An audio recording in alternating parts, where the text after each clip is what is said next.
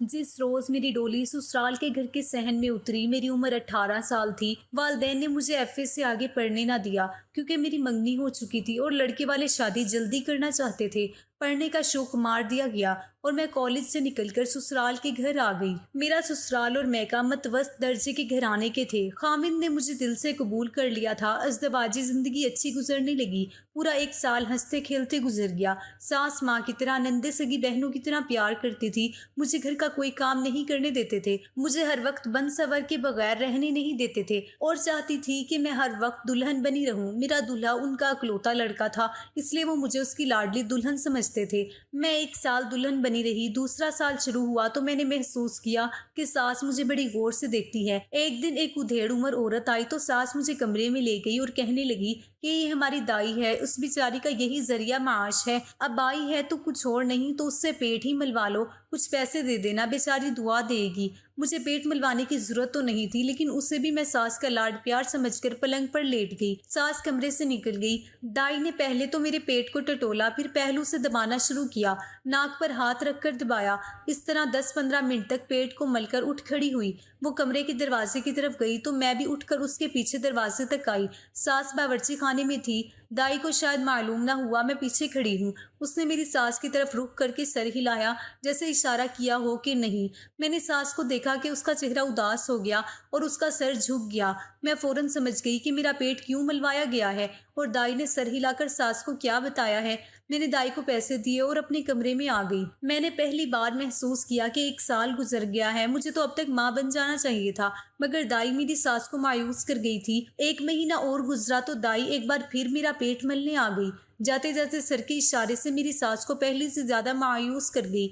दाई के इशारों इशारों में 1 साल गुजर गया। तीसरा साल शुरू हुआ तो सास मुझे एक शाह साहिब के पास ले गई। शाह साहिब ने कागज पर उल्टी सीधी लकीरें डालकर कहा, एक लकीर जरा गड़बड़ कर रही है, अल्लाह ने चाहा तो ये भी अपनी जगह पर बहुत जल्द आ जाएगी। अगली जुमेरात को फिर आना। सास ने मेरे हाथ से 500 रुपए शाह को दिलवाए। अगली जुमेरात आई तो शाह के 500 और खड़े हो गए, मगर सास खुश न हुई, क्योंकि उनके शाह साहिब ने फरमाया कि जिस रूह ने आना है वो अभी सितारों की गर्दिश में भटक रही है, आने में जरा देर लगेगी पर आ जाएगी। 2 महीने बाद गली में आवाज आई, फाल रमल दिली। सास दौड़कर बाहर गई और रमल फाल वाले को अंदर ले आई। मोहल्ले में रहने वालों को मालूम होगा कि किस्मत का हाल बताने वाले ऐसे वक्त गलियों में आकर रमल फाल दलील की सदाएं लगाते हैं। जब घरों के मर्द अपने काम काज पर निकल जाते हैं, घरों में औरतें होती हैं। ये उनकी जहनी मजबूरियां और नफ्सियात को अच्छी तरह समझते हैं। औरतों से ऐसी होशियारी से बातें करते हैं जो बिल्कुल सच मालूम होती हैं। सास भी उन्हीं औरतों में से थी। सास ने मेरा हाथ जोश्ती के हाथ में देकर कहा, बाबा जी इसकी गोद कब भरी होगी। जोश्ती ने मेरे हाथ की लकीरें देखी, फिर एक किताब खोलकर मुझसे कहा कि इन खानों में से एक खाने पर दाएं हाथ की शहादत की उंगली रखो। मैंने एक खाने पर उंगली रख दी। खाने पर एक जलपरी की तस्वीर बनी हुई थी। जोश्ती ने 3 चकोर टुकड़े उस किताब पर फेंके और बोला, परी जल से निकल आई है, 4 चांद डूबेंगे, फिर जल में चली जाएगी, फिर 3 चांद डूबेंगे, फिर जल से निकल आएगी, तब जाके मन की मुराद पूरी हो जाएगी। फिक्र ना कर बीबी, ठंडे दूध को फूंक ना मार, जल परी जल में रहती है, ये बड़ी तेज है, जल थल कर देगी। फिर मेरी सास मुझसे कहने लगी, 500 रुपए बाबा की हथेली पे रख, बाबा कुछ और बताएगा। बाबा के मन में कभी कभी मोच आती है। जोश्ती मन के मोच में 500 लेकर चलता बना, मगर बातें ऐसी बता गया कि सास और नंदों की बाजी खुल गई। फिर 4 चांद डूब गए, फिर 3 चांद और डूब गए। जलपरी ने जल थल तो न किया, बल्कि उसी जल में डूब गई। दाई ने पेट मला, सर का वही पुराना इशारा करके चली गई। सास का चेहरा उतर गया। अज़दवाजी जिंदगी का एक और साल गुजर गया। सास और नंदों का लाड प्यार भी कम हो गया, लेकिन खाविन के रवैये में कोई तब्दीली ना आई। एक रोज मेरा ससुर मुझे एक लेडी डॉक्टर के पास ले गया। उसने मुझे चेक किया और 3 दवाई लिख दी। 15 दिन का कोर्स था। कोर्स पूरा हुआ तो लेडी डॉक्टर ने मुझे एक बार फिर चेक किया। उसने अलैदगी में मुझसे बहुत सी बातें पूछी, मेरे खाविन के मुतालिक भी कई एक सवाल किए। फिर उसने खाविन को बुलाकर कहा कि वो भी किसी अच्छे डॉक्टर से अपना चेकअप करवा ले। ये कुदरत का बनाया हुआ निजाम अजीब सा होता है, जरा भी खराबी के नताइज बहुत बुरे होते हैं। आपका इलाज हो जाएगा, घबराने की कोई बात नहीं। मैंने घर आकर खाविन से कहा कि वो भी किसी डॉक्टर से मशवरा कर ले, मगर वो उस तरह भड़क उठा जैसे मैंने उसकी मर्दानगी पर कोई बड़ी ही तौहीन आमेज तोहमत लगा दी हो। फिर वो कहने लगा, नुक्स तुझ में होगा, मुझे किसी डॉक्टर के पास जाने की ज़रूरत नहीं। मैंने कहा कि आप अपने मुतालिक खुद कोई राय कायम ना करें, आपकी राय गलत भी तो हो सकती है। मेरा कहने का कुछ और मतलब था, मगर वो समझा कुछ और था। उसकी आंखें ठहर गई, चेहरा जर्द हो गया। मैंने देखा कि अब मेरे खाविंद का मूड खराब रहने लगा था। उसके साथ ही सास और नंदों का सलूक भी बदल गया। खाविंद और सास के कहने पर ससुर मुझे एक बार फिर शहर की 2 मशहूर लेडीज डॉक्टर के पास लेकर गया। सुबह को एक मायना करवाया, शाम को दूसरे से दोनों ने मायना करके अपनी फीस वसूल की और कहा कि ये बिल्कुल ठीक है, कोई रुकावट नहीं, आप इनके खाविंद का चेकअप किसी अच्छे डॉक्टर से करवा लें। मगर सास ने बेटे की वकालत करते हुए कहा, वो तो बिल्कुल ठीक ठाक है, उससे मायना करवाने की क्या जरूरत है। मैंने वापस आकर खाविंद को बताया कि लेडी डॉक्टर ने क्या फैसला दिया है। वो कुछ भी ना बोले, मगर उसके चेहरे का बदलता हुआ रंग बोल रहा था कि उसे ये फैसला सख्त नागवारा गुजरा है। मैं पटवार के इलाके की रहने वाली हूँ, जहाँ थोड़े थोड़े फासले पर पीरों के मुज़ाकरात और गद्दियाँ हैं। मुझे 3-4 मज़ारों और खानकाहों पर ले जाया गया, वहाँ की खाक और कनकरियाँ खिलाई गई और ऐसा करते करते मेरे गले में 4-5 तावीज़ लटकने लगे। सास मुझे गोल्डरा शरीफ भी ले गई, दीवार शरीफ भी ले गई, 9 गज की कब्र पे भी ले जाया गया, जिंदा पीर की मिजार पे भी हाजिरी दी गई। मगर मेरी किस्मत में एक ही दाना था कि ये तो तुहर का वो पौधा है जो जमीन का सारा पानी भी पी जाता है, ना फल देता है और ना फूल। मुझ पर ऐसे ऐसे तंज बरसने लगे कि शादी की पहली रात और पहला साल एक हसीन ख्वाब की तरह याद रह गया। फिर मैंने उस ख्वाब को भी जहन से उतार दिया। मुझे दरो दीवार से नफरत होने लगी। खाविंद अनजान हो गया, नंदे बेबस हो गई और सास मुझे इस तरह काम बताने लगी कि तू हमारी और तो क्या उम्मीदें पूरी करेगी, चल झाड़ू ही लगा या बर्तन ही मांज तू। इस तरह की ना जाने कितनी दिल बर्दाश्ता बातें लगा लगा कर करने लगी। सबसे ज्यादा मुझे जिस चोट ने अदमुह किया वो ये थी कि मुझसे मेरी सहेलियां छूट गई। वो आती थी या मैं उनके पास चली जाती थी तो दिल का बोझ मेरा हल्का हो जाता था, लेकिन सभी मुझसे दूर हटने लगी। सबको ये कहकर डरा दिया गया कि मुझ पर किसी चीज का साया है। मैं किसी पीर की बद्दुआएं हूँ, जिस सुहागन पर मेरा साया पड़ेगा उसकी कोख भी सूख जाएगी। मेरे तन बदन में आग लग गई, दिल में इंतकाम की आग भड़क उठी। मुझे एक ख्याल ये भी आया कि अगर मैं जवाबी कार्रवाई के तौर पर सास और नंदों के मुंह लगूं तो वो मेरे खाविंद को भड़काकर मुझे तलाक दिलवा देंगी। अगर तलाक का ताल्लुक सिर्फ मेरी जात से होता तो मैं परवाह न करती। मैंने अपने माँ बाप का ख्याल किया, वो ये सदमा कैसे बर्दाश्त करते। मैंने दिल के शोले दिल में ही रखे और दिल चलता रहा। मैके की एक सहेली ने मेरा साथ ना छोड़ा, वो मेरी हमराज थी, हमारी दोस्ती गहरी थी। अज़दवाजी जिंदगी के 6ठे साल मुझे इशारा मिल गया कि अब तलाक के सिवा कोई चारा नहीं। मैं सोचने लगी अगर मुझे तलाक हो गई तो मुझसे कोई भी शादी नहीं करेगा, क्योंकि सबको ससुराल वाले यही कहेंगे कि मैं बच्चे जनने के काबिल नहीं हूँ। उन हालात में जब तलाक की तलवार मेरे सर पर लटकने लगी तो मैं सब बातों को बर्दाश्त करने लगी, लेकिन फिर भी आए रोज चिक चिक होने लगी। मगर हार मुझे ही मानना पड़ती, क्योंकि माँ बाप की वजह से मैं तलाक से बहुत डरती थी। एक रोज कुछ ज्यादा ही तू मैं हो गई और मैं अपने मैके आ गई कि शाम को खाविंद आएगा तो वापस आ जाऊंगी। घर आई तो वहाँ ताला लगा हुआ था। मुझे मालूम था कि घर वाले अगर कहीं जाते हैं तो घर की चाबी साथ वाले घर में होती है। मैं साथ वालों के घर जब गई तो वहाँ उनके घर का जवान आदमी अकेला था। उसने बताया कि मेरी माँ और उसकी माँ उसी की खातिर किसी मिजार पर मिन्नत मानने गए हैं। वो आदमी शादीशुदा था, उसकी अपनी बीवी से नहीं बनती थी। उस आदमी से पड़ोसी होने के नाते अच्छी जान पहचान थी। उसकी बीवी 6-7 महीने से अपने मैके में थी। ये आदमी अपनी बीवी को वापस नहीं लाना चाहता था। उसने मुझे बिठा लिया और अपनी बीवी का रोना रोने लगा। मैंने भी उसे अपनी मुसीबत की कहानी सुना दी। मैंने उसे बताया कि मैं तलाक से बहुत डरती हूँ, क्योंकि उससे मेरे माँ बाप को बहुत सदमा पहुंचेगा। अगर खुदा मुझे एक बच्चा दे दे तो सारा झगड़ा खत्म हो जाएगा। उस मसले पर बातें करते करते वो आदमी कुछ ज्यादा ही बेतकल्लुफी पे उतर आया। अचानक मेरे इंतकाम और बगावत का शोला उठा। मैंने दिल में सोचा मुझे एक बच्चा ही चाहिए। मेरे खाविंद को कैसे पता चलेगा कि ये बच्चा उसका नहीं है। मेरे कदम डगमगाने लगे। मेरी जज्बाती हालत मेरे काबू से बाहर हो गई। ऐन उसी वक्त उसने मेरे हाथ अपने हाथ में लेकर कहा, तुम्हें बच्चा चाहिए, मिल जाएगा, तुम्हें मेरा साथ देना होगा। मैंने उसकी तरफ देखा, हमारी नजरें टकराई। मैंने उसकी मुस्कुराती आंखों में बच्चे की झलक देखी। मैंने अपना हाथ उससे ना छुड़वाया। वो उठा और उसने कमरे का दरवाजा बंद कर दिया। कवाड़ जब एक दूसरे से टकराए तो ये जरा सा खटका मेरे सीने में तोप के धमाके की तरह गरजा। अचानक मेरी हैरत बेदार हो गई। मेरा जिस्म इतनी जोर से कांपा जैसे किसी गैबी कुव्वत ने मुझे झंझोड़ कर कहा हो, आबरू की खातिर मुसलमान बेटियां जान पर खेल जाती हैं, तुम इतनी जल्दी हार गई।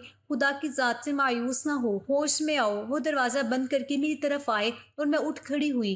میں نے اس سے کہا کہ مجھے معاف کر دینا اور میں اس سے چابی لیے بغیر باہر آ گئی۔ میں نے گناہ نہیں کیا تھا لیکن گناہ کا ارادہ ضرور کر لیا تھا۔ اب یہی ارادہ مجھے سانپوں کی طرح ڈس رہا تھا۔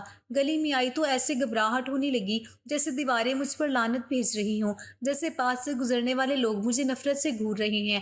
میں کوئی ایسی پناہ ڈھونڈنے لگی جو مجھے گناہ کے اس احساس سے نجات دلا دے۔ مجھے اپنی ہمراہ سہیلی یاد آ گئی۔ میں بہت تیز چلتی ہوئی اس کے گھر پہنچی۔ میری سہیلی میرے دکھ سے واقف تھی۔ اس نے جب میری طلاق کے متعلق بات شروع کی تو میں نے اس سے کہا کہ آج میرے آنسو اپنے سہاگ کے غم میں نہیں ہیں، کسی اور وجہ سے بہہ رہی ہیں۔ اس نے پوچھا تو میں ذرا نہ جھجکی اور اسے ساری بات بتا دی۔ میں اپنے ضمیر سے اس گناہ کا بوجھ اتار پھینکنا چاہتی تھی، وہ گناہ جو میں نے کیا ہی نہیں تھا، صرف سوچا تھا۔ میری سہیلی یہ سب سن کر افسردہ ہو گئی۔ میں سمجھی وہ میری ایسی نازیبا حرکت سے ناراض ہو گئی ہے۔ میں نے اس کا چہرہ اپنے ہاتھوں میں لے کر کہا کہ اللہ کی قسم میں وہاں سے بھاگ آئی ہوں، کوئی گناہ نہیں کیا۔ اس نے کہا کہ یہی تو تم نے غلطی کی ہے کہ تم نے گناہ نہیں کیا، اب گناہ نہ کرنے کی سزا بھگتو، طلاق لے کر ماں باپ کے گھر آ بیٹھو۔ کوئی ماں کا لال ایسا نہیں جو تم کو بیاہ کر لے جائے گا، تمہاری ساس کی طرح تمہیں ہر کوئی کہے گا کہ یہ توہر کا پودا ہے۔ اس نے کہا سن میری بہن، اولاد کی خاطر پیروں کے پاس جانے والی عورتوں کی گود تعویذ تھا کہ نہیں، بلکہ پیر خود ہری کرتے ہیں۔ ہمارے گھرانوں میں ایک فریب کی حکمرانی ہے، یہ فریب ہم دوسروں کو بھی دیتے ہیں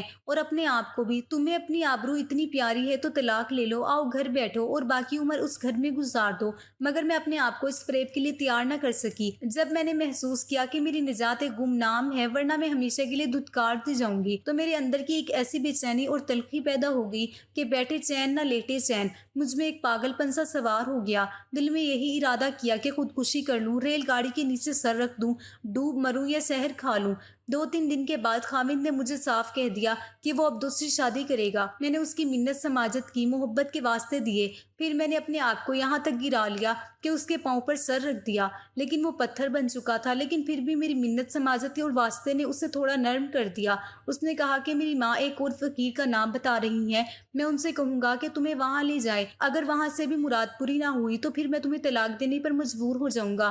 میں کسی پیر کے پاس نہیں جانا چاہتی تھی۔ میں نے خاوند سے کہا کہ میں پیر کے پاس نہیں جاؤں گی۔ خاوند نے کہا کہ پھر طلاق لے لو، یہ تمہارا نہیں تمہاری تعلیم کا قصور ہے، تم ایسے کر کے پتہ نہیں اپنے آپ کو کیا سمجھتی ہو، اصل میں تو تم پیروں اور بزرگوں کی توہین کی سزا پا رہی ہو۔ میں تو بھول ہی چکی تھی کہ میں بھی تعلیم یافتہ ہوں۔ خاوند نے یاد دلایا تو اس کے ساتھ مجھے یہ بھی یاد آیا کہ میں نے تو قرآن بھی پڑھا ہوا ہے، اس مقدس کتاب کو میں خدا کا پیغام مانا کرتی ہوں۔ قرآن کا ذہن میں آتے ہی جیسے میری آنکھوں کے سامنے ایک روشنی چمکی، مجھے عقل نے راہ دکھائی۔ میں نے خاوند سے فوراً کہا کہ میں اس پیر کے پاس جاؤں گی۔ 2-3 دنوں بعد میں اپنی ساس کے ساتھ ریل گاڑی سے اس اسٹیشن پر اتری جس کے قریب اس پیر کا آستانہ تھا۔ اسٹیشن سے پیدل ہی پیر کے آستانے پر پہنچے۔ جناب پیر صاحب مریدوں کی محفل میں بیٹھے ہوئے تھے۔ ساس نے آگے ہو کر اس سے سلام کیا، پھر مجھے بھی آگے کر کے اس سے سلام کرنے کو کہا۔ ساس اپنی مراد سنانے ہی لگی تھی کہ پیچھے سے ایک آدمی نے میری ساس سے کہا یہاں نہیں، اس وقت حضور کسی اور حالت میں ہیں، لڑکی کو اندر بھیج دو، حضور مرادیں وہی سنتے ہیں۔ اس کے ساتھ ہی اس آدمی نے میرے کندھے پہ ہاتھ رکھ کر ایک دروازے کی طرف اشارہ کیا اور کہا کہ ادھر اندر چلی جا، حضور کرم کریں گے۔ اس آستانے سے کوئی ہاتھ خالی نہیں گیا، میرا جسم بڑی زور سے کپ کپایا۔ ساس نے مجھے اٹھا دیا اور کہا اندر چلی جا، حضور آئے تو ان کے پاؤں چھو کر بات کرنا، وہ جو عمل کرنے کو کہیں وہ دھیان سے اور دل سے کرنا، یہ تمہارے پاس بھی اور ہمارے پاس بھی آخری موقع ہے۔ میں چپ چاپ اندر چلی گئی۔ اندر پلنگ بچھا ہوا تھا، اس پر قیمتی تکیے اور پلنگ پوست تھا، کمرہ کافی سجا ہوا تھا۔ جلدی پیر اندر آ گیا اور دروازہ بند کر دیا۔ پیر کی صحت قابل رشک تھی، چہرہ خوبصورت اور لال سرخ تھا، جسم توانا۔ اس شخص کے چہرے اور جسم میں بڑی کشش تھی۔ اس نے آتے ہی مخمور آواز میں کہا بچہ نہیں ہوتا، اور خود ہی جواب دے دیا ہو جائے گا۔ اس نے مجھے پلنگ پر لیٹ جانے کو کہا۔ میں نے ایک کھڑے کھڑے جواب دیا مجھے تعویذ چاہیے، میں یہاں لیٹنے کے لیے نہیں آئی۔ وہ ہنس پڑا۔ اگر شیطان میرے سامنے ہنسے تو قسم کھا کر کہوں گی کہ شیطان اس پیر کی طرح ہی ہنستا ہوگا۔ میرے قریب آیا اور کہنے لگا کہ تعویذ بھی دوں گا اور بچہ بھی دوں گا۔ اس نے ایک بازو میری کمر کے گرد لپیٹ کر مجھے پلنگ پر گرا دیا۔ وہی خوبصورت بھینسا تھا۔ اسے دیکھ کر میں سمجھ گئی کہ جاہل عورتیں کیوں اس کی مریدنیاں ہیں۔ وہ مجھے بھی انہی عورتوں میں سے سمجھ رہا تھا۔ اس کے منہ سے سخت بدبو آ رہی تھی۔ مجھے نہیں معلوم کہ وہ شرابی کی بو تھی یا چرچ کی، مجھے مجھے پلنگ پر گرا کر وہ پلنگ پر چڑھایا۔ میں اچھل کر پلنگ سے اٹھی اور اس سے 3-4 قدم دور ہٹائے۔ اس نے پیار سے مجھے اپنے پاس بلایا۔ اس نے کہا کہ میں تجھے ایسا تعویذ دوں گا۔ پھر معلوم نہیں وہ تعویذ کی کون سی کرامت بیان کرنے لگا۔ میں نے اسے بولنے نہ دیا اور غصے سے اسے کہا کہ میں تھوکتی ہوں تیری صورت اور تیرے تعویذ پر، میں اب اپنی تجاویز آزماؤں گی۔ میں گمراہ ہو گئی تھی جو تیرے پاس آئی۔ اس نے زور سے کہکا لگایا اور کہا، او پاگل لڑکی، اور ساتھ ہی پلنگ سے اٹھنے لگا۔ میں تیزی سے کمرے سے نکلی اور مریدوں کے بیچ سے تیز تیز چلتے ہوئے آستانے سے باہر آ گئی۔ مجھے دیکھ کر میری ساس بھی باہر آ گئی اور پوچھنے لگی کہ حضور نے کیا کہا ہے۔ میں نے اسے کوئی جواب نہ دیا۔ میرے ہونٹ سل گئے، زبان میں بولنے کی طاقت نہ رہی۔ میں شاید خود بھی وہ نہ رہی تھی جو اس گناہ خانے میں داخل ہونے سے پہلے تھی۔ ساس کچھ نہ کچھ بولتی رہی لیکن میں چپ رہی۔ شام کے وقت ہم گھر پہنچے۔ میں نے ساس سے کہا کہ میں اپنے میکے جا رہی ہوں اور میں اپنی ماں کے گھر آ گئی۔ میری ماں مجھے دیکھ کر پریشان ہو گئی۔ میں نے اسے تسلی دی کہ اللہ کرم کرے گا، جو ہوگا انشاءاللہ بہتر ہوگا۔ میں رات ماں کے گھر رہی۔ آدھی رات کا وقت تھا۔ میں اس وقت تک سو نہیں سکی تھی۔ دماغ میں عجیب عجیب خیال آ رہے تھے۔ میں سوچ رہی تھی کہ گھروں کے اندر عورتوں کے ساتھ کیسی کیسی دھاندلیاں ہوتی ہیں جن سے مجبور ہو کر عورتیں اپنی نجات کے راستے خود ڈھونڈنے لگتی ہیں۔ ان کی در پردہ حرکتیں ایک ایسا راز ہیں جو ان کے علاوہ صرف خدا ہی جانتا ہے۔ ان عورتوں کے خاوند فقر سے کندھے اکھڑائے پھرتے ہیں۔ گھر کے سب افراد اس وقت گہری نیند میں تھے۔ میں نے وضو کیا اور الماری سے قرآن مجید نکالا اور چھت پر چلی گئی۔ ٹھنڈی ہوا چل رہی تھی۔ میں نے قرآن پاک پڑھ کر رحل پر رکھا۔ چھت کے ٹھنڈے فرش پر 2 نفل پڑے۔ اس دوران میں بہت زیادہ روئی۔ نفل پڑھ کر میں قرآن پاک ہاتھ میں لے کر کھڑی ہو گئی۔ پھر میں کھڑے کھڑے اتنا روئی کہ اپنا آپ سنبھالنا مشکل ہو گیا۔ میں نے قرآن کو اپنے سینے سے لگایا اور روتی رہی۔ مجھے نہیں معلوم میں کتنی دیر روتی رہی، کب نیچے آ کر سوئی۔ جب امی نے جگایا تو سورج نکل آیا تھا۔ اٹھی تو ایسا لگا جیسے میرے اندر کوئی طاقت آ گئی ہو۔ دل کو عجیب سا سکون ہو گیا تھا۔ ایسا محسوس ہو رہا تھا کہ جیسے کل تک طلاق کا جو خوف میری رگ رگ میں اترا ہوا تھا، اس خوف کا اثر بھی زائل ہو چکا تھا۔ میں نے خاوند کے نام ایک خط لکھا جس میں لکھا کہ مجھے فوراً طلاق چاہیے، پورا حق مہر وصول کروں گی، ماہوار خرچہ تمہیں معاف کرتی ہوں کیونکہ میں تمہاری محتاج نہیں رہنا چاہتی۔ اب تمہارے گھر نہیں آؤں گی۔ میری جو چیزیں تمہارے گھر میں ہیں بھیج دو تو اچھا ہے، ورنہ اپنی دوسری بیوی کو دے دینا۔ بھائی اسکول سے آیا تو میں نے خط اسے دے کر کہا کہ میرے سسرال والوں کے گھر دے آؤ۔ جب ماں باپ کو بتایا کہ خط میں کیا لکھا ہے تو ان پر سکتہ طاری ہو گیا۔ میں نے انہیں تسلی دی، جو ہوگا بہتر ہوگا۔ میں نے کہا کہ میرا خدا ہماری مدد ضرور کرے گا۔ یہ الفاظ کہتے ہوئے میں نے محسوس کیا جس طرح پہلے طلاق کا نام سن کر میں کانپ جایا کرتی تھی، اب مجھ میں دلیری آ گئی تھی اور کوئی غیبی قوت تھی جو مجھے اندر ہی اندر یقین دلا رہی تھی کہ اللہ سب ٹھیک کرے گا۔ 10-12 دنوں بعد میرا طلاق نامہ بما حق مہر مجھے مل گیا۔ میرے کپڑوں کا ٹرنک بھی آ گیا، البتہ زیور کی کچھ چیزیں وہ لوگ ہضم کر گئے۔ سامان کے ساتھ ساس کا پیغام بھی ملا کہ اب دیکھیں گے اس سوکھے پیڑ سے کون پھل حاصل کرتا ہے۔ یہ تو تھور کا وہ پودا ہے جو زمین کا سارا پانی بھی پی جاتا ہے، نہ پھل دیتا ہے نہ پھول، لیکن مجھے اب کوئی پرواہ نہیں تھی۔ 5-6 مہینے گزرے کہ ہمارا وہی پڑوسی جس کے ساتھ میں بھٹک چلی تھی، اس کی بیوی کے ساتھ جھگڑا اتنا زیادہ بڑھ گیا کہ اس نے بیوی کو طلاق دے دی۔ پھر وہی پڑوسی میری نجات کا سبب بن گیا۔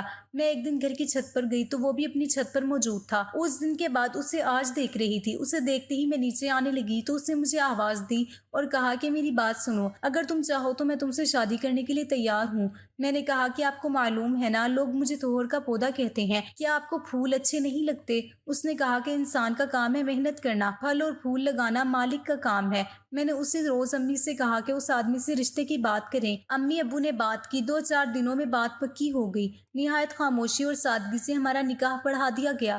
میری ماں کو ابھی تک ڈر تھا کہ اب کیا ہوگا، اگر بچہ نہ ہوا تو کہیں پھر بیٹی گھر نہ آ جائے، لیکن خدا نے اپنے نام اور کلام کو سچا کر دکھایا۔ شادی کے دوسرے مہینے ہی میں نے ماں کی پریشانی دھو ڈالی اور انہیں خوشخبری بتا دی۔ پھر خدا نے مجھے بیٹے کی نعمت سے نوازا۔ میرے پہلے خاوند نے دوسری اور پھر تیسری شادی کی، لیکن آج تک بے اولاد ہے۔ اللہ نے مجھے 3 بیٹے اور 1 بیٹی دی۔ میرا سب سے چھوٹا بیٹا اس وقت 14 سال کا ہے۔ یہ سب اللہ پر پختہ یقین کا نتیجہ ہے، ورنہ میں تو بھٹک چلی تھی۔ تو دوستو، آپ کو ہماری آج کی کہانی کیسی لگی کمنٹ کر کے ضرور بتانا۔ کہانی اچھی لگی ہے تو اسے لائک کریں، ہمارے چینل کو سبسکرائب ضرور کر دینا۔ شکریہ، اللہ حافظ۔